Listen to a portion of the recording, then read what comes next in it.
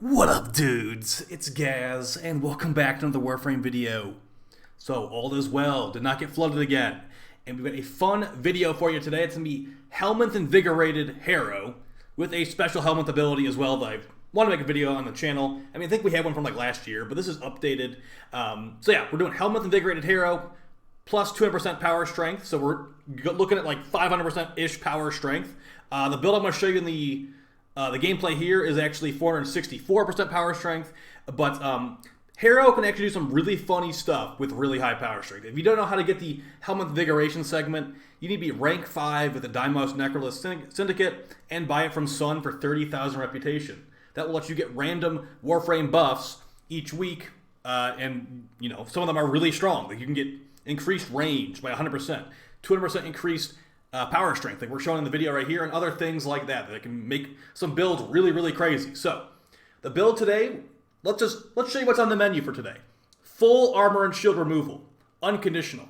It doesn't work on some enemies like acolytes, but against every other enemy, full armor removal, crazy red crits, insane reload speed. We're talking 350% increased reload speed for all your weapons. Makes things pretty stupid with weapons like the Tonkor, the Corinth Prime, the Prisma Tetra, or not the Prisma Tetra, the Tenet Tetra, and things like Exorgist, all that stuff that reloads a bunch and has slow reload. Even the Trumna, you're going to be spamming it like crazy.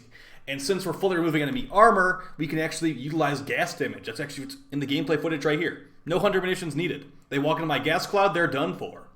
Alright, so let's go over this. I'm going to be showing you basically what you can expect. And these videos, I know these are invigorations are random, guys, but it's just like showing you, maybe you want to override your invigoration that you have power strength on. I've made a Nidus video on this, and this is the Harrow video, so this is just like showing you what's possible, okay? So it's a crazy survivability build for Harrow, crazy damage build. So here's the Prisma Tetra without the reload buff. Not too spammable. You use the crazy increased reload speed and fire rate from his 2, and this is the Prisma Tetra afterwards. And I'm going to call it the Prisma Tetra a bunch because in my mind it's still the Prisma Tetra. It's a Tenet Tetra though. Basically a Tonkor. So here's like a good example right here of how strong this can be. From our second ability, Penance, you sacrifice your shields and you get increased fire rate and reload. Since we've subsumed Pillage from Hildren onto Harrow, with this much power strength, it's 100% shield and armor removal from all enemies. Makes them very easy to kill with basically anything. We'll use gas damage because it's funny to have like gas AoE on the ground. Gas damage is not good, but when enemies have no armor, it's usable. Thurible, our third ability, we'll put energy into it, and then every kill we get gives us energy back. And it's multiplied by a lot, you get headshot kills. And of course, Harrow's 4, the Covenant. You will be immune to damage for a brief couple seconds, and then once you leave the invulnerability state, you get increased crit chance. And it's quadrupled on headshots. So here's the build. Now, like I said, we can go more into power strength, but to make this build work and to be like very survivable, I decided to not go full power strength. So we got Transient Fortitude, Blind Rage, and Umbral Intensify for power strength here. That's enough. Gets us about 464 with our unmaxed out versions. Natural Talent, as Harrow spams abilities a lot. He really does. If you don't have Natural Talent, you're probably going to die, honestly. So I definitely recommend Natural Talent, because look at all the abilities I'm casting. There's my 3 right there. The 4's got long cast animation. If you are sitting around with your 3 being channeled, or you're sitting around casting Pillage, you're going to die, okay? It's just how it is. But we have lots of survivability things making it so we don't die as often, or if at all. Like this run, I think I died maybe once. Vigilante Vigor, since Harrow gets so much increased crit chance, Vigilante Vigor is actually not a bad mod slot here, especially since we're utilizing Rolling Guard. Adaptation is not as important. And since this is not... Harrow Prime should be this year, to be honest. We only have normal flow. And we're also using the Combat Discipline trick. Since Harrow's second ability also gives you lifesteal on weapons, you can sustain Combat Discipline very easily. Now, of course, if you had more mod polarity space on here, you could run an unranked Combat Discipline to lose less health per kill. But I can't fit my build on with an unranked one, so yeah. And then, so Combat Discipline, Arcane Avenger, whenever you kill an enemy, you take damage, and this can proc Arcane Avenger, giving you even more crit chance, because we're using weapons that are explosive, not really going for headshots, so the quadrupled crit chance thing with Harrow's Covenant is not really applying. So we're getting basically 50% crit chance on body shots, and then you add Avenger on top of that, that's about like 95% crit chance on body shots.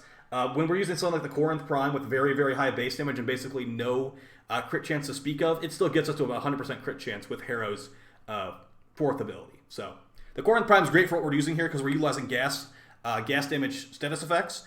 And the Corinth Prime alt fire shot has lots of status chance but no crit. But it has very high base damage. So if you can force it to crit, it can do some deadly stuff. Now, I'm not saying it's the best weapon to use with Harrow at all, because it's not. Alright, Prime Sure-Footed. If you don't have this, there's ways you can get around it, but it's just what it is. It takes 400 days logging in to get this. And Arcane Aegis, just in case we take damage, we can get shield gating for 12 seconds that keeps us alive. And Rolling Guard makes you invincible when you roll. We're also using Vazarin Focus School. This is actually really good if you don't want to use like Naramon or Matarai or whatever. So the reason that it's really good is we're going to be using Protective Dash. You basically Void Dash, it makes you invincible for a few seconds and heals you by 6% over 5 seconds. You can spam this and be permanent invulnerable. So as far as invulnerability is concerned, we have Vazarin for 5 seconds of invincibility, Rolling Guard for like 3 seconds of invincibility, and then Harrow's fourth ability, Covenant, which is, I think, how many seconds do we get? We get 7 more seconds. If we keep all this stuff going, there's no way we die, honestly. Unless we get like snuck up on by an enemy, you're not going to die to this. So, yeah, really strong. And as you can see right here, since we're doing full armor removal, the gas procs, the enemies just walk into it and they're done for pretty much. So, if their armor is not gone, they can tank it like a champ. But that's what the thing is. This is a synergy build. Full armor removal from the pillage. When the Acolyte spawns, you probably want to bring the Stropha if you're doing this setup right here, because the gas damage against the Acolyte's not very good. So Acolyte's still kind of a problem, but just, use the Stropha. You got really high increased attack speed with the second ability from Harrow, so it's not too big of a deal. So the fodder enemies are complete nothingness. I mean, look at this. Look at that energy restore right there. Now you might be like, hey, use Thermal Sunder. This is the Steel Path, okay? Steel Path armored enemies. Pillage is going to fully remove their enemy armor, and Thermal Sunder is not going to be doing this at all, even with 500% power strength on the Steel Path, all right? So let's just show it in the Simulacrum a little bit here. This is just carnage, isn't it? I mean, this is gas procs when enemies have no armor. Actually pretty decent, but it could be so much better. And we're not going to complain about gas damage today because we're having fun, all right? So let's show the Trumna with, how this can be. I'll show the Corinth build in a second here too. So with Arcane Merciless, let's take Arcane Merciless off. This usually gives you reload speed, 5-second reload speed on the Trumna. Now we'll use Harrow's second ability. So here's without the reload speed buff. Dang, that is slow. It sure sounds cool though. And now we'll use Harrow's Invigorated second ability. And it's very snappy. So that is very nice right there. I definitely would recommend, if you are going to be getting an Invigoration for Harrow, definitely mess around with some weapons. It is really fun. And there's things you can do that like no other frame can really do. So, like for example, let's just get the extras. A weapon I already like on Harrow a lot. And we already have a video of this on the channel, like the Revisited. It's a 1 in the chamber weapon, and it's got 0.7 reload with our build that we showed in the 8 Foremost setup build. So, pretty spammable already. But then you use Harrow's second ability, and as fast as you can fire is how fast you can go. This is no Simulacrum bug. This is just how it is if you have high power strength Harrow, and not to mention the crit chance increasing and all that stuff. So, let's just show a quick Simulacrum display of the Corinth Prime that I was using in the gameplay footage. And like I said, it's gas damage. You can use Viral. They're not gonna have any armor, so Viral will be great. Keep in mind I have a Riven that is for my Corinth Prime alt fire shot. So we've got gas damage. Now remember, Hunter munitions will not really be helping you much here because they're gonna die to gas damage. They're not dying to slash procs. Shrapnel shot. This is just because we're getting all this extra crit chance. The secondary shot has 150% stash chance with this build. And 4.2 multiplier. So if we use Shrapnel Shot, which is randomly 99% increased crit damage for some reason, it gives us even more damage. Now, it's not necessary at all. You can definitely go with lots of different mods here. Like I like Blaze a lot. Unfortunately, Lingering Torment, the status duration mod for shotguns, would make the gas cloud last longer, but it's not very good. Only 30% status duration, which is kind of sad. So Galvanized Savvy, since we're using the Panzervolpa Phyla, they're going to have Viral procs on them, they're going to have all this stuff on them. It makes them basically just sitting ducks for our damage. So let's just go ahead and show how it works. I mean, they're paused, but if you find a good camping spot, they're going to be basically paused already. So armor removed, and they're dead.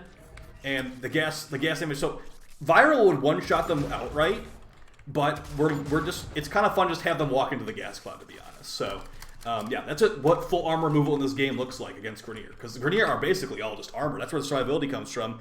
If you remove that, they become a complete joke. And, you know, it's pretty fun. So I definitely would recommend this to you guys.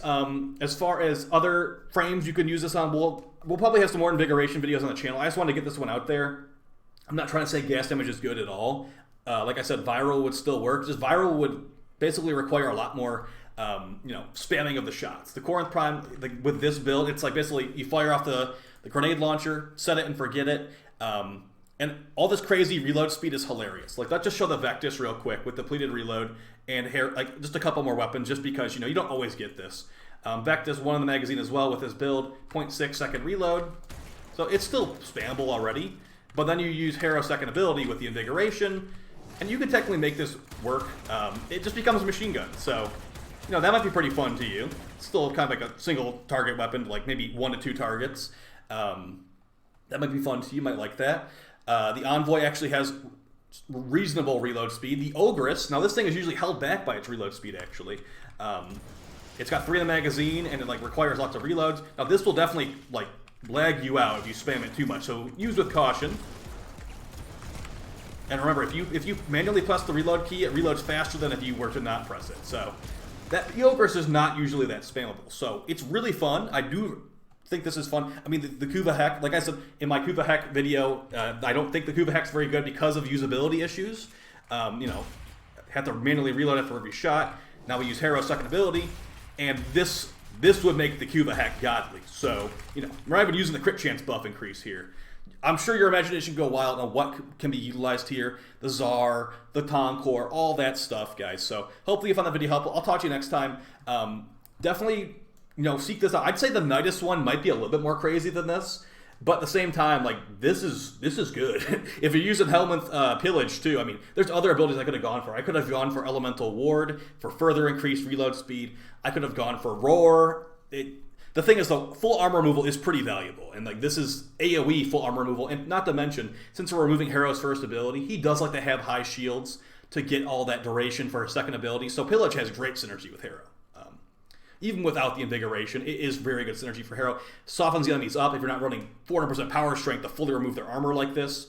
It's definitely something that you should consider, guys. All right, take it easy. Peace.